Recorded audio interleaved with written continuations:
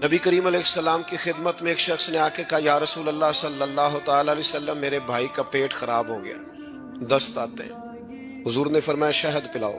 शहद पिलाया, फिर आ गया, कहा या रसूल अल्लाह बीमारी तो कुछ बढ़ गई है। हुजूर ने फरमाया शहद पिलाओ। वो डॉक्टर हैं जो दवाइयां बदला करते हैं, वो हकीम है जो दवाइयां बदला करते हैं। ये मेरे रसूल पाक का दरवाजा है। जो दिन को कह दिया दिन है तो दिन निकल आया, जो शब को कह दिया शब है तो रात हो के रही।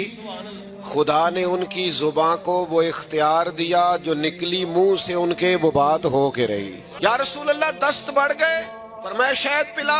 फिर आ गया तीसरी दफा, हुजूर दस्त बढ़ गए। हुजूर ने फरमाया शहद पिला। उसने फिर कहा हुजूर वो तो उसके तो पेचस पड़ गए। तो करीम महबूब फरमाने लगे, तेरे भाई का पेट झूठ बोलता है, अल्लाह का रसूल सच कहता है। जा जा के उसे शहद पिला। वो कहता है शहद ही पिलाया तो अल्लाह ने शिफा अता फरमाया।